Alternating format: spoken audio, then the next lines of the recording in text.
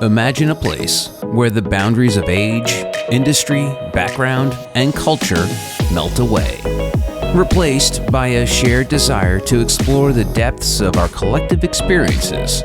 Here, on the open, shaded porch, amidst an atmosphere of serenity and tranquility, leaders from all walks of life gather to share their stories, the stories that shape their very beings and doings. This is the Knowledge Mindfulness Porch with Laila Maroof. So this week I have the pleasure of speaking with Seham AlHusaini. Seham is a leader, a visionary, and a trailblazer in the fields of food delivery, logistics, and banking. She's here to share with us her insights, challenges, and achievements as the General Manager of Deliveroo in Kuwait, one of the most competitive and dynamic markets in the region. Seham, I'm so excited to learn from you today. I hope so. I'm honored and flattered. I hope I can meet the expectation. It's a pleasure. You know something? Really, I was looking at the date, August 2nd. Oh my God. So August 2nd, 1990, go back 32 years ago. I mean, for me, every year, August 2nd just brings so many video clips in my mind. It's such a vivid memory. I remember the details of every single moment that day. What does August 2nd mean to you, Seham? Oh, I was about 3 years old. Two things come to mind. One is probably my earliest memories ever are during the war, and I have vivid memories at a very young age. When I think of August 2nd, I think about it as my parents and their resilience because we were very young, and obviously it was such a difficult period of time. It was only 7 months, but it was just so jarring. And I think about how resilient my parents were, how they dealt with the situation, having kind of two toddlers essentially, and really the threat of war, the threat of like your life being in danger, and how they did that, and kind of my memory.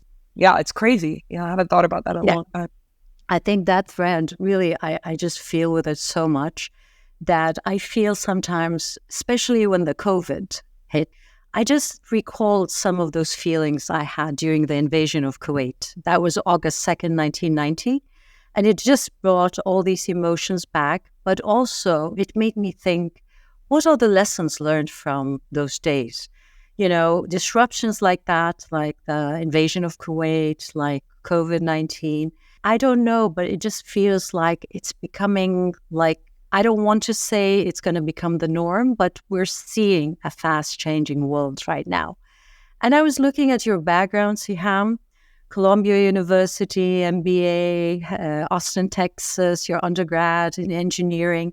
How do you think those programs have helped you in preparing, let's say, even personally? Let's start personally. How do you think those programs has helped you to prepare for challenging times, uncertainty, unpredictability? Have they helped you? Definitely. I think even before thinking about the programs, it's the context of, I've studied in a place like Austin. Austin is like 7,000 miles away from home for me. So just kind of leaving your comfort zone to go so far away and be part of an amazing world-class program at UT Austin, which I loved. I think just that kind of shift and change and discomfort in a way, being kind of out of your comfort zone, I think is really a huge influence on kind of my ability to be prepared for change, for adversity. I remember the very few first kind of weeks and days of my freshman year when I was all alone, and that feeling of being very alone, that feeling there's no one there. Your parents say goodbye, they get on a plane, they're going very, very far away, and you're not in the same time zone, and you can't pick up the phone and just call. I think that feeling, it's still now, when I talk about it, I can go right back and feel that feeling of loneliness and fear and uncertainty. So I think just going abroad and facing that reality and being on your own just gives you a bit of mental toughness that you think you're not going to overcome. And then every day, every week, you get stronger and you learn. So I think there's that element. I think, at UT or even at Columbia, I think the programs and the people you meet and what you learn by just being surrounded by such a diverse group of people, in a way, prepares you through their experiences for uncertainty. I mean, you meet people who've been from all different types of the world, who've had such different experiences. And I think the proximity to people who are so different to you somehow kind of ingrains some learning and some experience by proximity that I think at both, maybe at UT and even at Columbia and in general being in New York, I think gave me that sense of preparation. The experience you get in any university program, in my experience, like, of course, it's about the professors, the lectures, the courses, but a lot of it, I think, maybe 70, 80%, if I want to put a number, because I'm a very data-driven person, is the people that you're around and your peers and what they've done and how you learn from them, and, a learning group or a team. And I think that their experiences become start to have some impact on you and your understanding of the world. So I've always found my peers to be the most phenomenal part of those journeys and the biggest learning for me. Do you keep in touch with those people? I do. I mean, not as well as I should. I think distance is really hard. Distance and time zones and in Europe, and now it's made it harder than I've imagined. And I have friends who are all over the world. I think social media has made it much easier. You can see what people are doing and you feel like you have that bit of closeness, which is why I have so many good things to say about social media, even though it's coming under a lot of heat. So that keeps you close. And of course, whenever I'm over in Europe or haven't been to the US in a while, I do see people. And the thing is, you don't stay as in touch. But then the moment you get in a room with someone who you've kind of been in the trenches with them, you've done a late night, study cram, or it's a reminder for me to do better to maintain some of those relationships. Yeah, social networking is an amazing, amazing, amazing tool to keep, our knowledge fresh. All these connections that you have all over the world, definitely, it's a treasure in so many ways. But going back to those programs, I'm very curious, Seham, if you were to design a program for leadership development, what ingredient would you put there that you haven't seen so far in any of those programs that you have studied in? Yeah, that's a good question. I think the thing I've learned, or the biggest challenge, I feel, as you get more senior and as you kind of become a more seasoned leader, you realize that dealing with people and being able to coach people and get the best out of them, and it's not about you anymore, is so critical in your ability to succeed. We read a lot about leaders and strategy, in business school in particular. It's very case-based. And you do, this case about this finance strategy you have to come up with, and this case about how you overcome this competitive landscape. And we don't talk so much about, well, how do you deal with people? Almost like some behavioral, or almost like you have to become a therapist sometimes, because you are managing a group of individuals who you need to get the best out of them to be successful. And I think the more senior you are in the organization, the more, your success is dependent on the success of your leaders and your managers and the people who are working for you. So I think that's something I would have loved. I would have definitely taken a course that was managing human behavior, even though probably at the time I wouldn't have realized how important it is. But yeah, I think people management and getting the best out of people and is something that's missing. And I think MBAs are really I don't want to say it's a narcissistic degree, but people who get MBAs, it's all about you. I'm the business leader, I'm the strategist, I'm the one. It's all about the I. It's very, it's true. Maybe it's a stereotype, but there is this sense of me. I'm going to fix everything. I'm going to come up with the ideas. I'm going to build this model. But with time as a leader, it's really a lot less about you than you think. It's really about the people who enable you and who are doing the work. You're there to just enable them. I think good managers recognize that and accept that role. Oh, yes, definitely.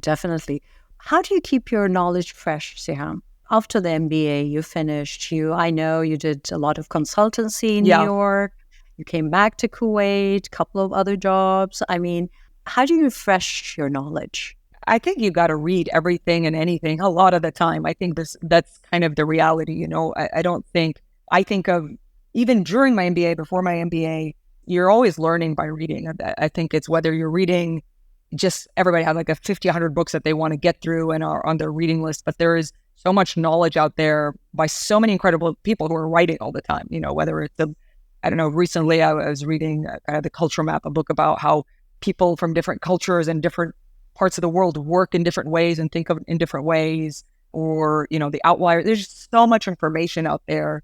For me personally, from a professional perspective, it's part of my job, to read and be educated. Kind of like how I use an analogy of doctors. A doctor graduates from med school. If they're not reading and publishing and reading the latest research, they're very quickly kind of out of the loop and they're no longer like, they're not doing their profession justice. And I think it's the same in business. Like, it's not an option, right? Like, I think it's like a mandatory thing you have to do. So it's a kind of a simple answer, but I'm always curating the list of things that I need to be reading and educating myself on. And I see that more and more coming, right, Seham? Not only in business and in medicine, maybe in all disciplines, to everyone, to every adult now, right? In so many ways, we were talking about fast-changing words. So imagine if not, you know. I think we don't have an excuse because information is so prevalent and available. I mean, even if I don't have time to read, you know, a book on whatever topic it might be, you know, organizational structures or people management or, you know, financial modeling, I don't have an excuse. I can go on Chat GPT, I can go on BART, and I can say, hey, give me a summary. You know, you can always access information so easily and learn. And whether it's a book or an AI tool or even things like Coursera and online courses, like, I think it's happening more, to your point, because the information is there. So if you're not, it's an opportunity cost, it's a missed opportunity if you're not tapping into it. Definitely, definitely. You use the word information and you use the word knowledge. What does knowledge mean to you and what does information mean to you? I think information is data, as facts, as things that you see and you can absorb. I think knowledge is things that are ingrained over time. And knowledge about a specific topic, it has an element of experience that you can apply and use in different ways. And information is more of that. I think that's how I would define it. I think that's very true in many ways, yes, definitely. Because knowledge is very unique to you, right?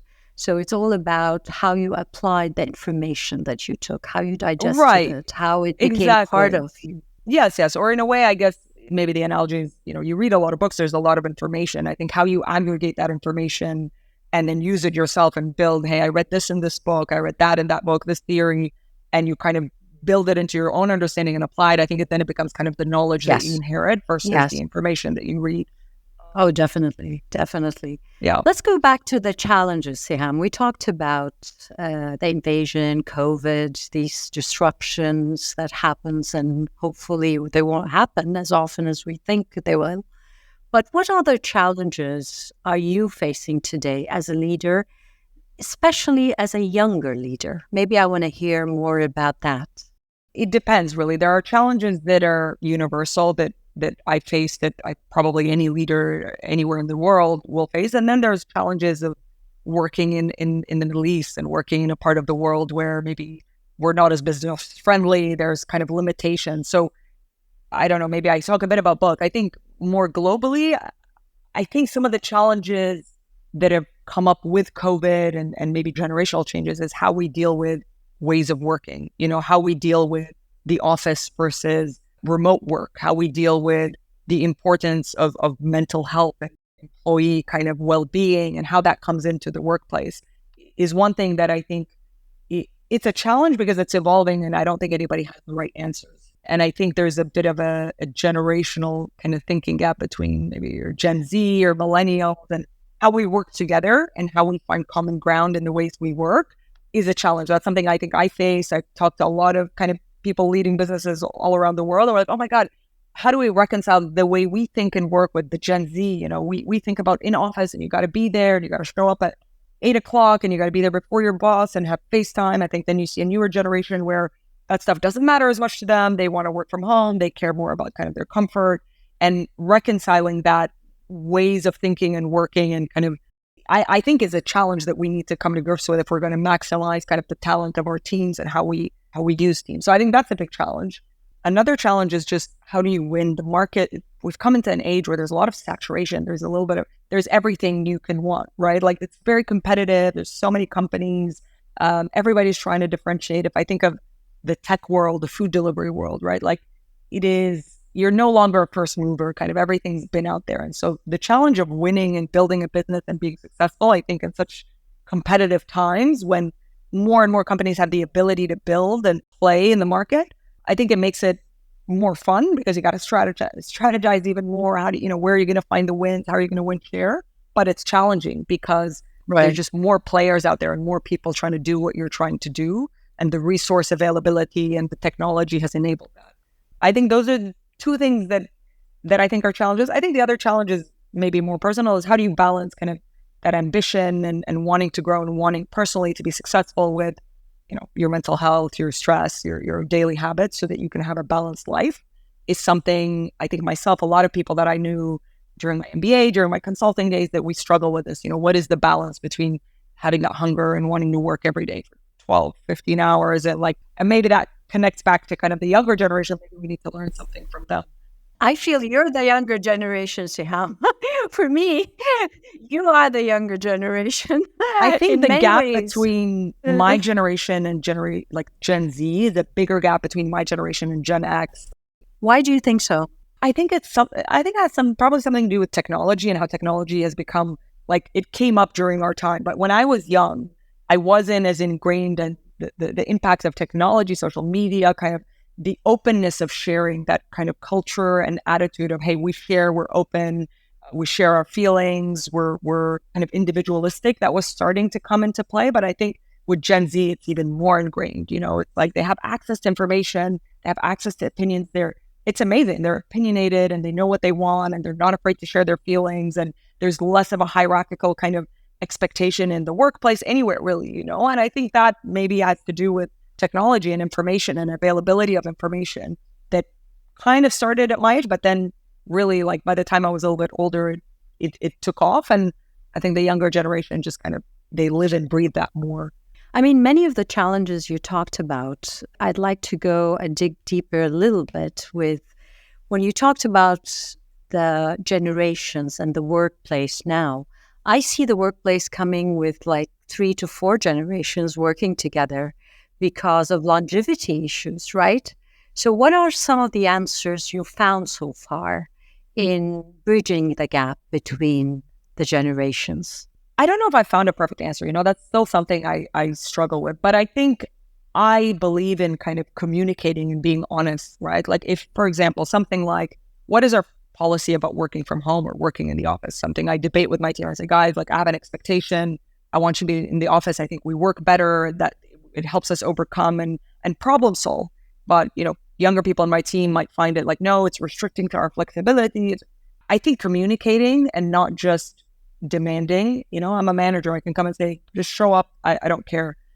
I think communicating and saying, look, this is why I think this is important. This is why I think us being in the office is important. Let me give you an example of how we can problem solve. Let me use a case of something we did when we were in the office. And over communicating and explaining your perspective from whatever generation you come from, I think is the only way you could bridge those gaps. And then listening as well and saying, okay, that's my point of view. What is your perspective? What is your kind of way of working, or what do you think makes sense? And then trying to come to consensus, and sometimes having to disagree and still commit to what you want to do. But I'm someone who believes in telling people that I manage and that work for me what I think, why I think it, and almost over communicating and explaining versus, I'm this generation, this is how I think about working. You guys gotta come over on this side and accept the way I do things. So I'm a big believer in communicating with teams and explaining exactly what I'm thinking and feeling. It makes a lot of sense. But definitely I can see, Seham, maybe that also your leadership style is changing somehow, right? Definitely. I think as I've grown as a manager, for sure, it's changed. I think, when I first started I remember my first project as a consultant, managing an analyst. I was too much of a friend. I think when you first become a manager, you're so used to being managed that you want to be the person's friend and you want to be so nice and you want to be understanding. And I think that's important and you want to do that as a manager. But I think with time, I've become a bit more, okay, it's a balance. I want to be your friend. I want to be someone you trust. We want to be cool, but I also have a job to do and I need to push you and I need to hold you accountable and I need to be tough sometimes and I need to play that balance. So I think with time, I've kind of had to step away from being overly accommodating and had to, be tougher, whether it's somebody, maybe when I was younger, if somebody was on my team that I thought, maybe wasn't the right fit or wasn't really the right person or maybe had performance issues, I was much more likely to say, no, okay, we'll work it out. I'll help you. I'll take on more of your work. I think now once you kind of go through these things and you start to develop kind of an understanding of the business need and your job as a manager to put the business first, you start to make those decisions quicker and say, look, you're not right for the role, for example, and we need to come to an understanding. You're more willing to make those decisions because you know that that's what's needed for the business. and Right. you're less kind of worried about being liked by your team or being friendly with your team. And so I think that happens probably to a lot of managers. It's kind of a natural progression. I have a problem with the word manager now. I don't know, because I feel even in the word knowledge management, I felt that the word managing something is more about functionality, control, authority. And when we talked about, how you lead your teams and how that balance and finding that communication channel that is open, you taking feedback and kind of reaching a middle point. Do we need to use manager really when it's what you're doing is more like a leadership position?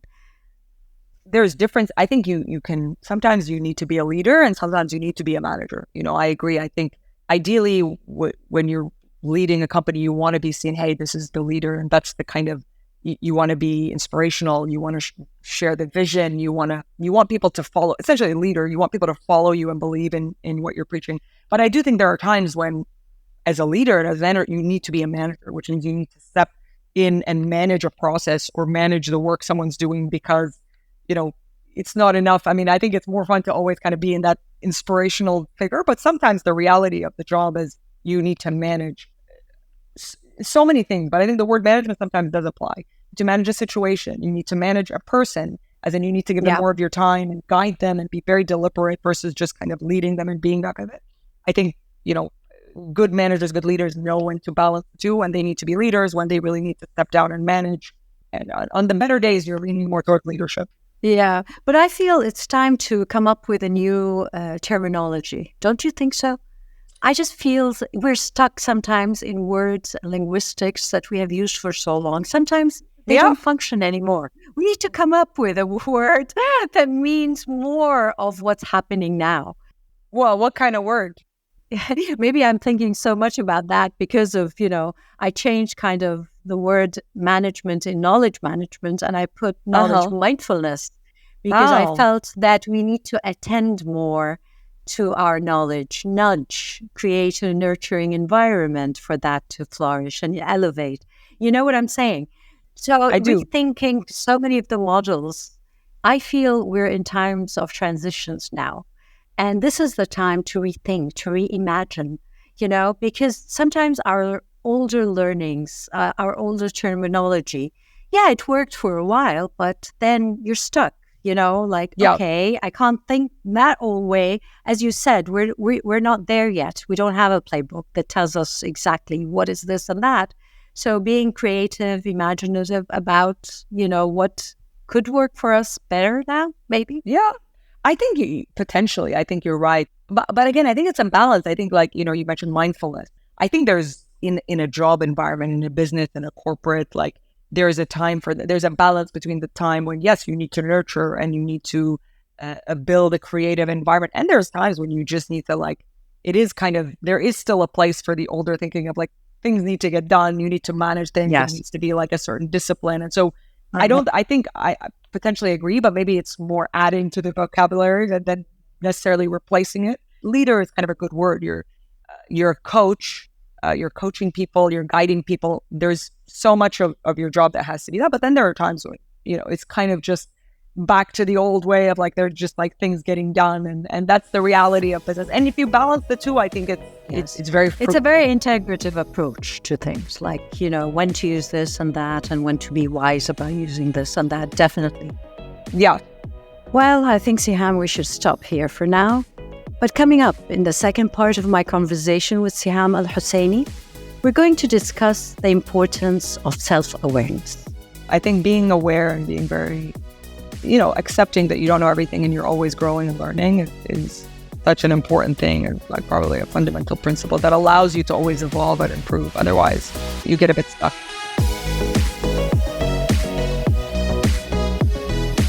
You have been listening to the Knowledge Mindfulness Porch with Laila Marouf. If you want to join the movement of knowledge mindfulness and shape the world of tomorrow, go to drlailamarouf.com. The Knowledge Mindfulness Porch is a production of Forbes Books.